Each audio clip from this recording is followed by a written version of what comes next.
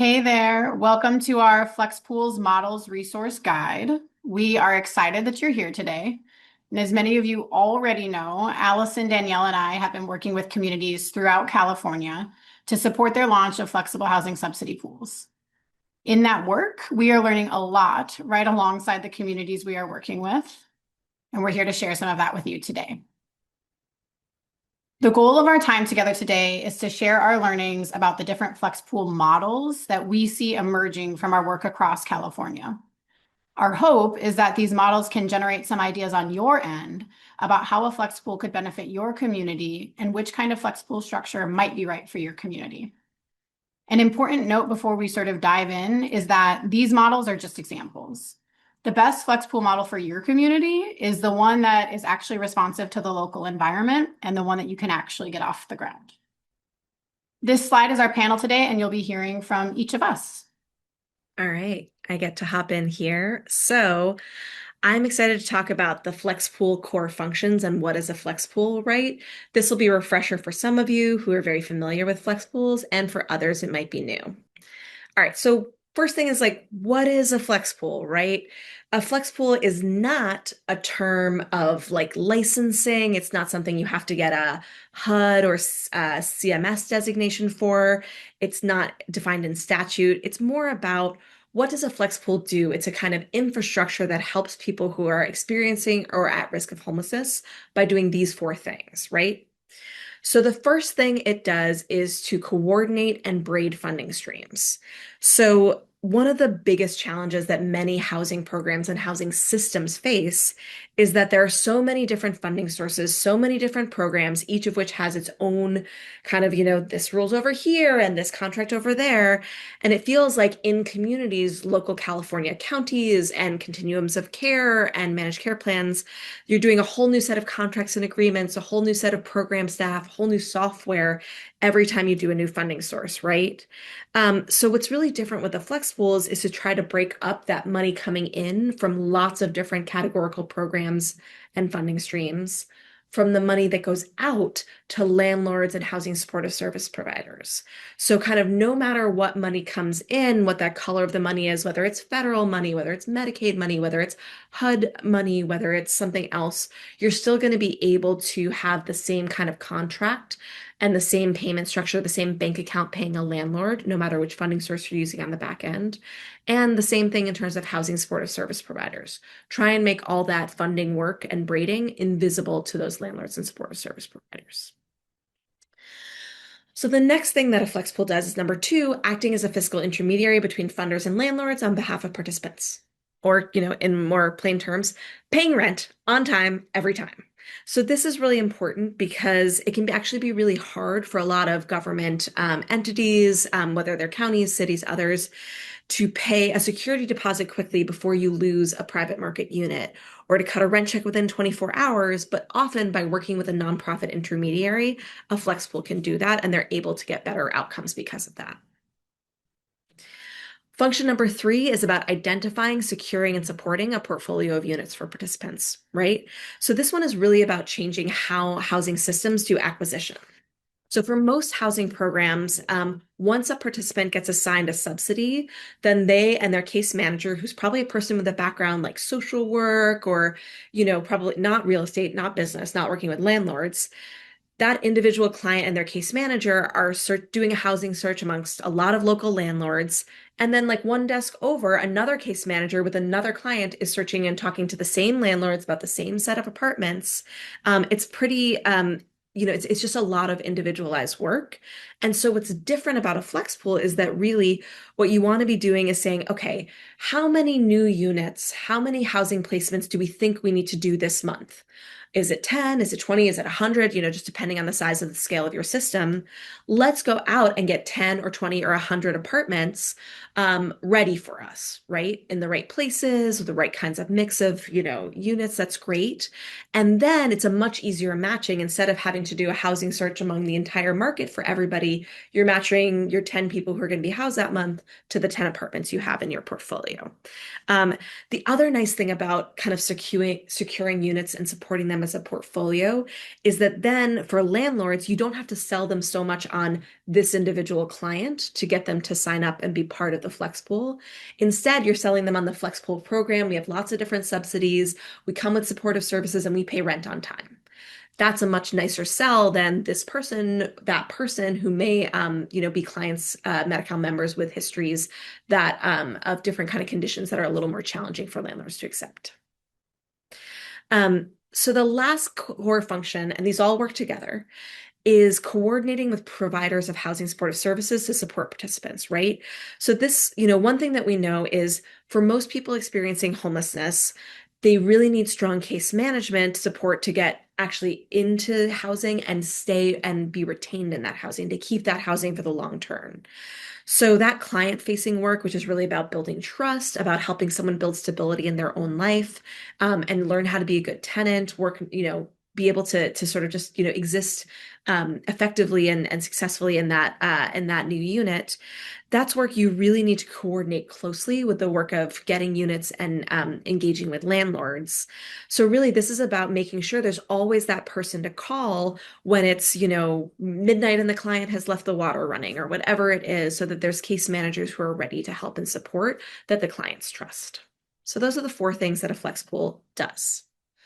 So another thing to kind of understand about these flex pool core functions is who does what, right? This is the high level, and then later in the presentation, we're going to dive into the detail of it.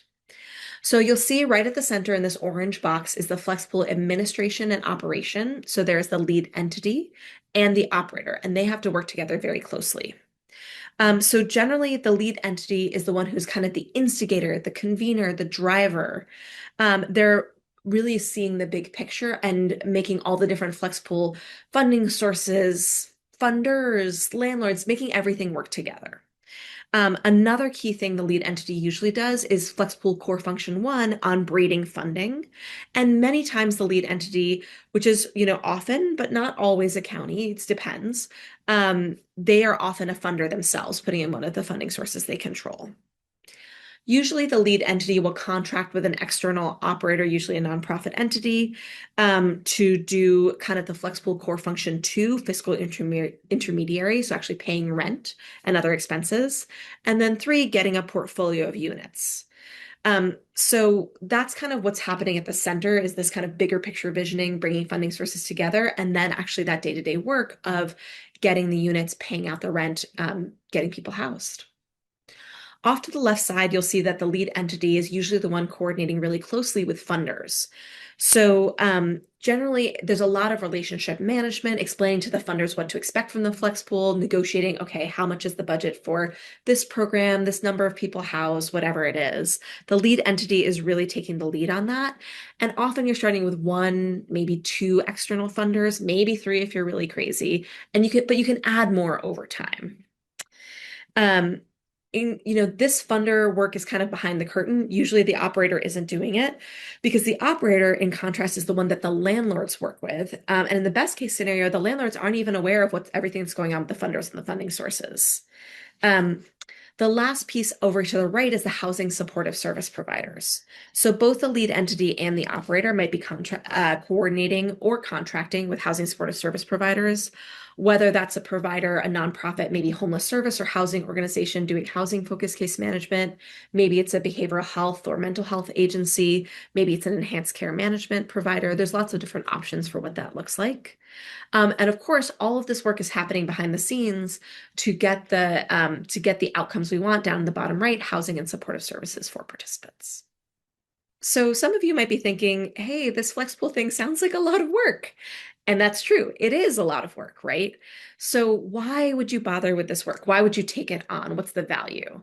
The biggest thing is that you're effectively and efficiently administering the rental subsidies. You're trying to create a seamless experience for the landlords, the participants, and the supportive service providers, not necessarily for the lead entity, operator, or funders, right? But the lead entity, operator, and funders are interested because, right at the top here, flex pools increase the number of participants you can house and improve housing retention.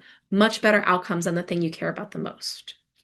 Another benefit is flex pools through centralization can provide consistency and clarity for landlords. So you don't accidentally have, well, housing program A will pay me more money, housing program B, will you pay me more? And landlords kind of creating bidding wars among programs and different kind of funders in a community. Another thing, as I mentioned earlier on that flex pool core function 3, getting a unit inventory, kind of a pool of units, it reduces a lot of unnecessary time spent on individual housing search, and it increases the number of people who go from having a subsidy in hand to actually being placed. That's really important because it can maximize the value of the limited housing resources in communities, especially right now where we're seeing a lot of different kinds of cuts or reductions in housing resources. It's really important to actually use every resource that's available in your community. Another nice thing is that centralizing the functions can serve many different housing programs and populations. You're not just sort of building a new staffing pattern, a new contract, a new program, set of policies for every funding source. Instead, you're just centralizing it all under one. And then hopefully that's also giving you some flexibility to meet participants' needs. Okay, this person isn't well served by funding source A or program model A. Can I try them out on program model B without having to go outside of my entity? So that's some of the value of a flex pool. So the last slide was a little bit about why flex pools, why bother? This slide is why now, right? So right now, there are a lot of benefits of flex pools for counties and Medi-Cal managed care plans or MCPs because the launch of transitional rent and BHSA housing interventions provide a lot of important new supports that can really benefit from a flex pool. So you can see counties can use the flex pools to administer new rental subsidies through BHSA. They can ensure that the county is actually compliant with mandates under BHSA and behavioral health bridge housing to maximize coverage and funding under Medi-Cal, and then also to administer other state-funded programs, as well as to support uptake of the federal vouchers that are available. On the other kind of side of it, MCPs, managed care plans, can more easily connect members who are eligible for transitional rent with the long-term subsidies through other flex pool funders. So there's really symbiosis here. All right, I'm going to turn it over now to Danielle to talk a little bit about what we've been doing in our Flex Pool TA Academy. So as Allison mentioned, the Department of Healthcare Services launched the Flexible TA Academy. The Flexible TA Academy was an opportunity that the Department of Healthcare Services launched in August 2025 with the goal of really seeding and helping local communities launch flex pools in anticipation of the Behavioral Health Services Act implementation. Through the grant, communities were able to have county behavioral health agencies participate through a competitive planning grant. And the grants are there to help for the cost of staff or consultants that the county or the lead entity can hire directly, supplies and materials, meeting cost, community and provider engagement, on-site or virtual.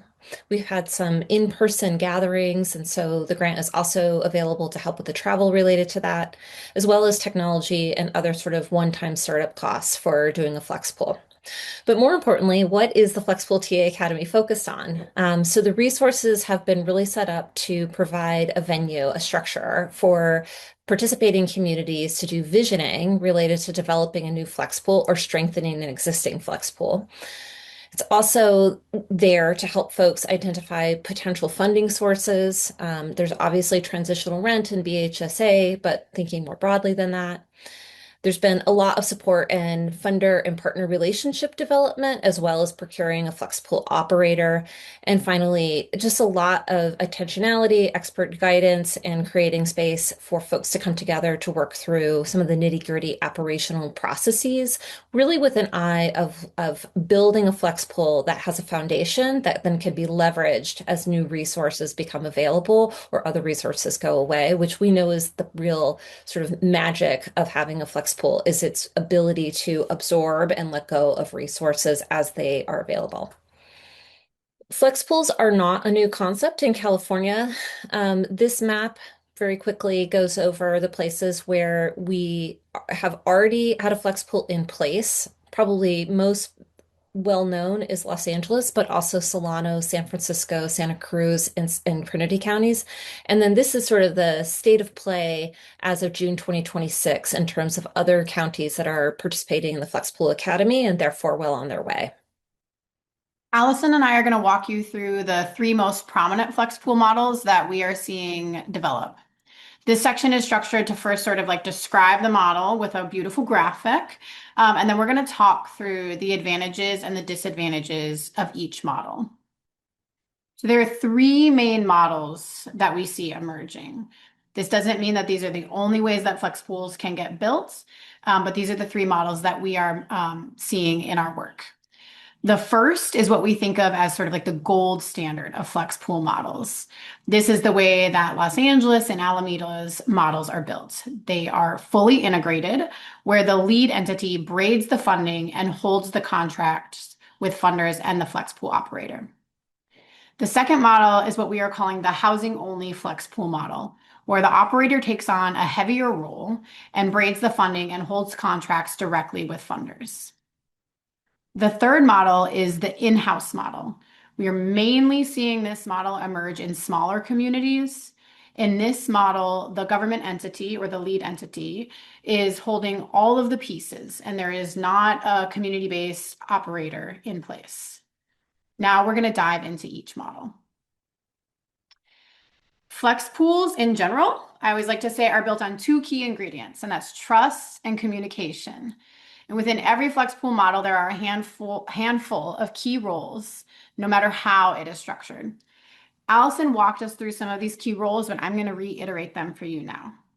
No matter how these roles get mixed up, there are always funders, landlords, housing services providers, and finally, the lead entity and the operator.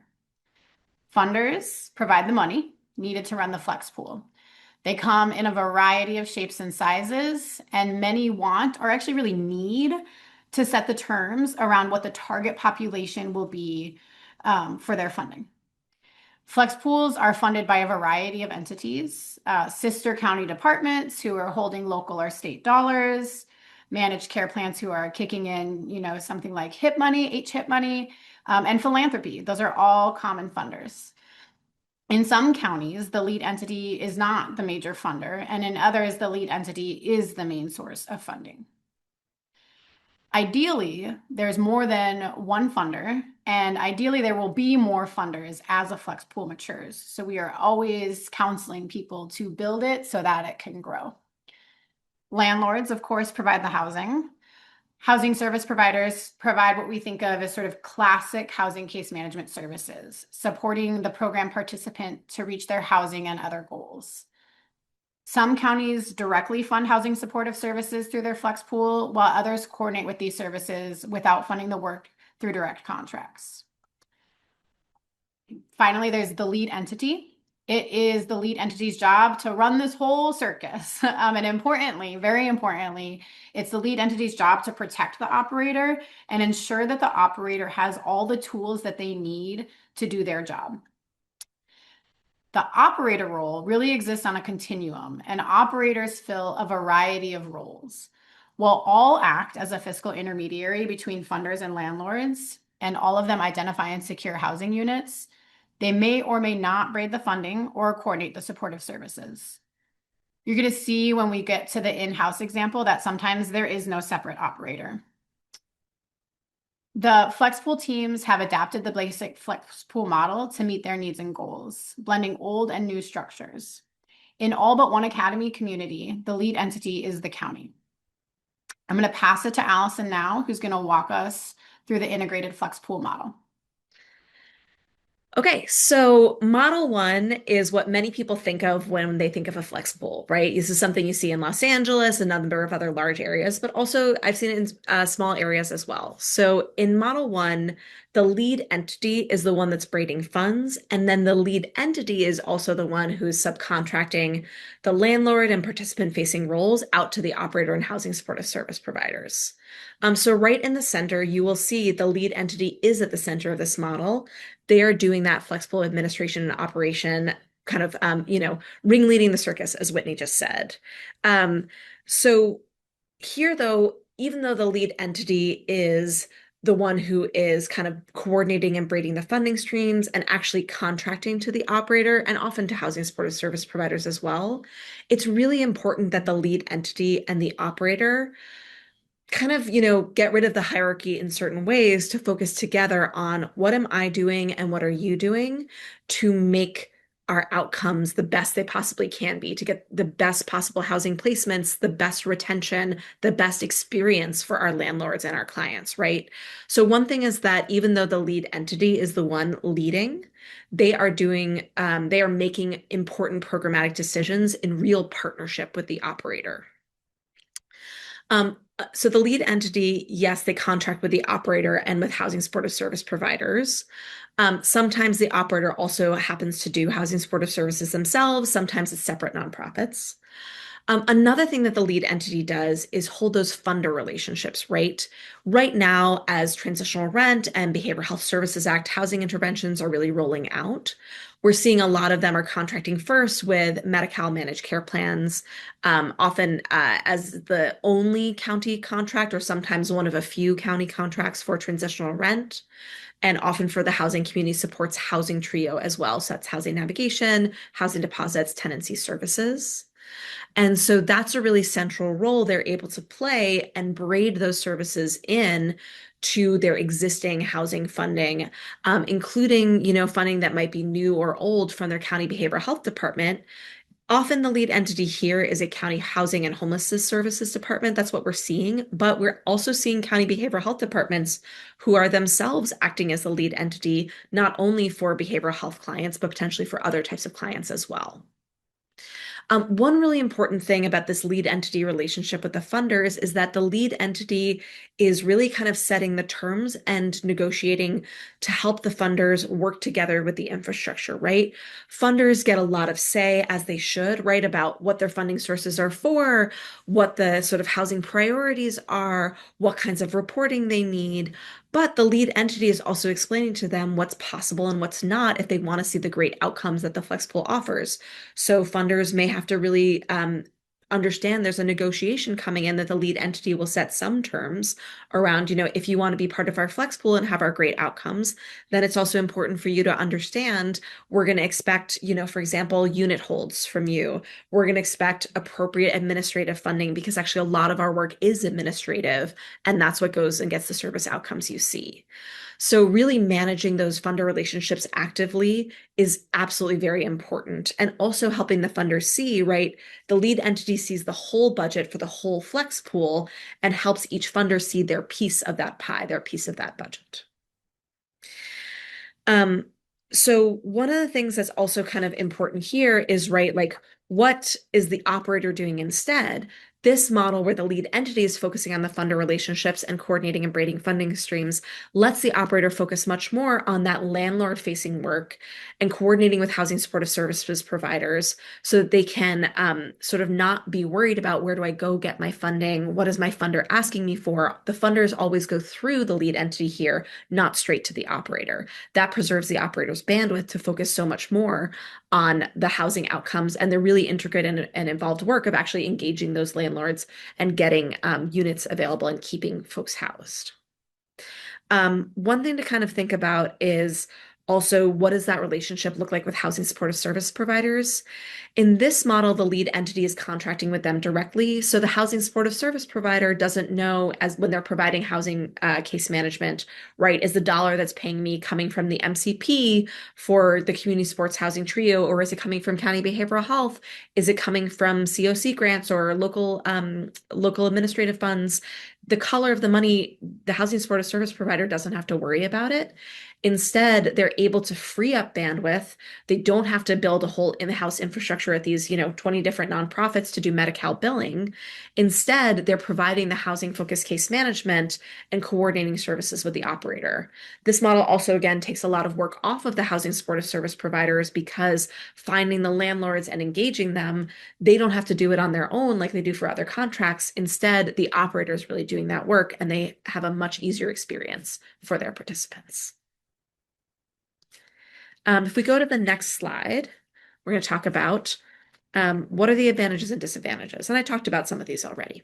So, This model is a lot of work, but it has some big advantages. I think one thing that's really important is that it is standardizing the housing processes across the funding sources, facilitating easier coordination across funders, right? You don't have to have funder A negotiate with funder B, negotiate with funder C, D. You could go to 30 or 40 funding streams in a large flex pool. Here, the lead entity is really holding that central vision and coordination and standardizing the processes so that things work the same in terms of supportive services, in terms of what's expected for a landlord contract, no matter what the funding source is. This also makes things easier to scale, right?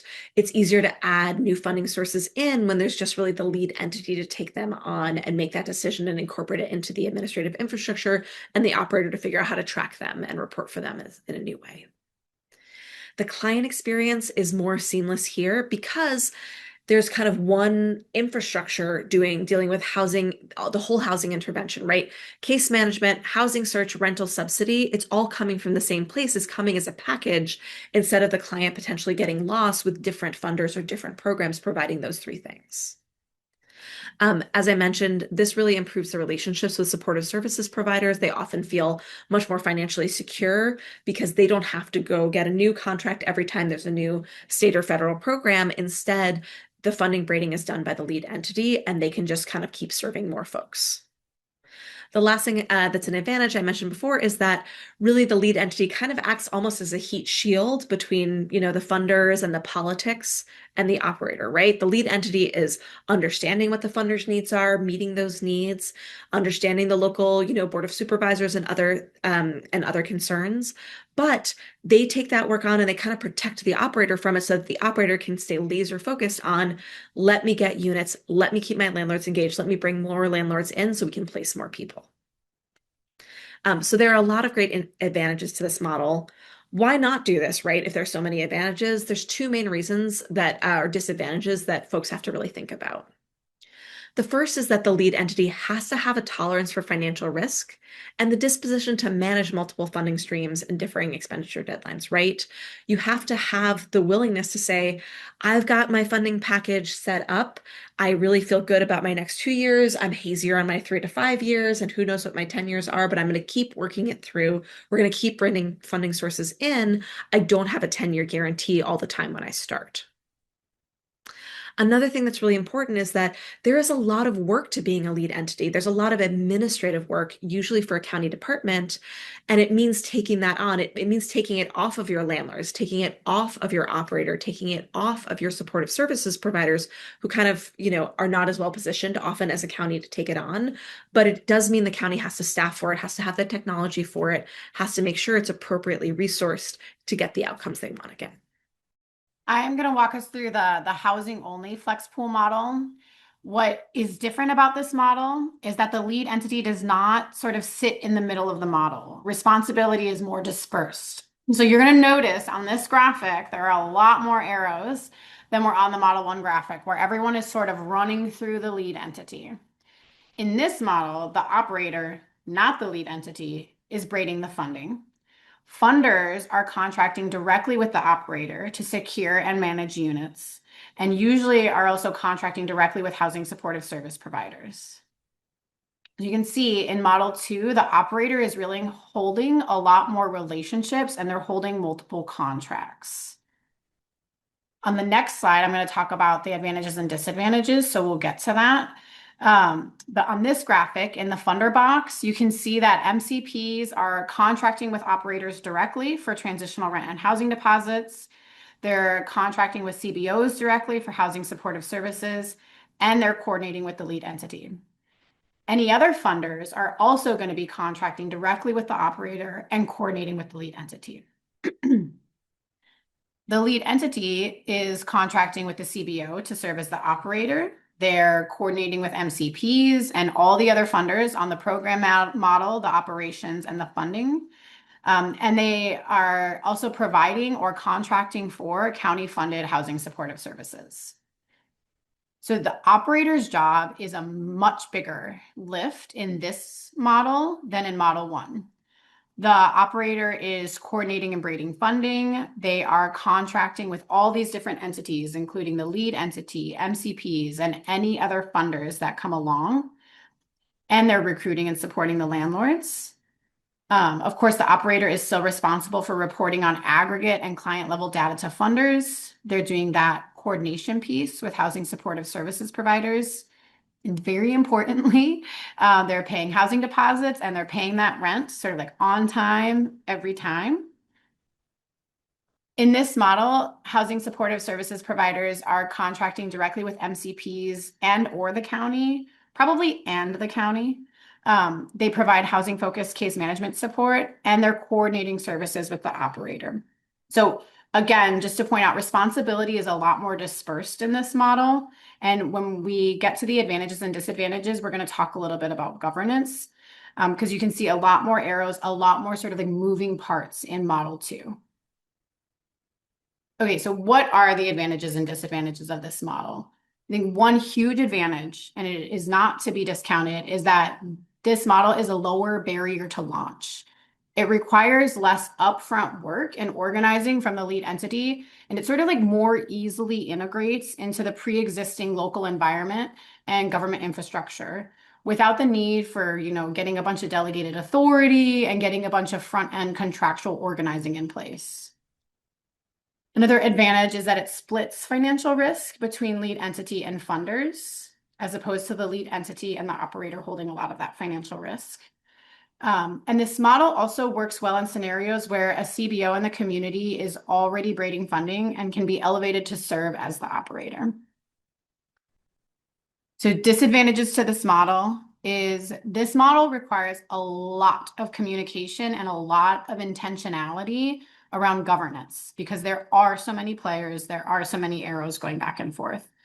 It requires a really strong partner commitment to achieve 2 of the flex pool core functions, which are coordinating and braiding funding streams and coordinating with those housing supportive services providers. Another disadvantage is that in many, many ways, the operator is a lot more vulnerable in this model because the lead entity is not sitting in the middle and is not serving as the holder of funds or as the heat shield from funders. This also introduces a lot more financial risk potentially for the entity that is serving as the operator. At the client level, clients potentially have to navigate a more decentralized system for housing and supportive services. That's true of clients. It's also true of folks who are sort of serving those clients. And importantly, the operators sort of like, they just have less power than counties to negotiate with funders. So they're just sort of in less of a position of power when they're walking into some of those conversations with funders than a county or a lead, which would be a typical lead entity would have in those negotiations. I think what will be most important for communities who are pursuing this model is to really spend some time and energy on the front end and throughout the project lifecycle, really thinking about governance and how to protect against some of these disadvantages. They are not insurmountable disadvantages. They just take some thought and some planning around. Some key questions to ask are what are ways that decision-making can be streamlined amongst the funders and lead entity? How can the funders and the lead entity work together to develop role clarity around decision-making? All right, I'm going to talk about Model 3, which is an in-house model that's we're seeing this for many of our smaller scale communities, our frontier, our rural communities. In this model, the small community, usually a county entity that's like a Department of Health and Human Services or sometimes Behavioral Health and Housing Department or team, is going to retain both the lead entity and the operator function in-house. Because of the small number of participants served and the limited availability of kind of entities locally to serve as an operator, right? It may be that it's just kind of not financially feasible. There's not enough people to make a whole contract with an external partner worth it. And it may be that actually there's just, it's thin on the ground. There aren't that many community-based organizations in that area. Those that are not willing to or ready to take on the financial risk or the new programs, or maybe aren't able to staff it. So sometimes the county is stepping up because it just makes sense financially, and sometimes because there's nobody else. But when the county steps up, they can really centralize flexible administration and operation. A lot of the work here is about coordinating and braiding their funding streams and thinking about how they are recruiting landlords maybe a little bit more intentionally than they have in the past, even at a small scale, thinking intentionally about, are there things we can do with master rental subsidy agreements, even if it's for 5 units?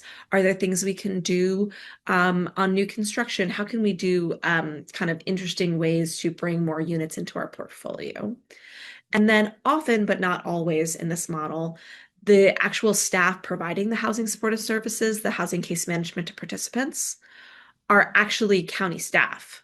But what's kind of interesting, what can be different in a flex pool orientation is that instead of having, say 4 or 5 case managers, each of whom has a caseload of, 20 clients that they are working with on their housing plans, and each of whom is doing a housing search, maybe you take that 5-person staff and make one person like, this is going to be our housing acquisition expert, our landlord whisperer, and really actually work to empower that person and have them develop the relationships to go and help their colleagues on that housing search process, kind of a little bit of role specialization.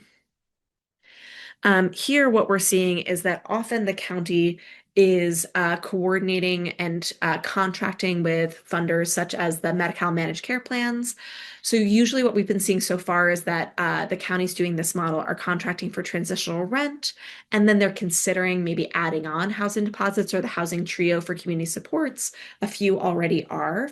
But that's the idea, is really taking on that often as the sole contractor for transitional rent, the only one available in that county. And because of that, they're also able to braid in the other smaller funding sources, whether they're, HAP, whether that's HDAP, HSP, different kinds of funding sources. If it's not the county behavioral health department who's actually acting as the lead entity and operator, there's probably going to be some sort of an MOU on how to get the behavioral health bridge housing and Behavioral Health Services Act housing interventions fund over to the flex pool.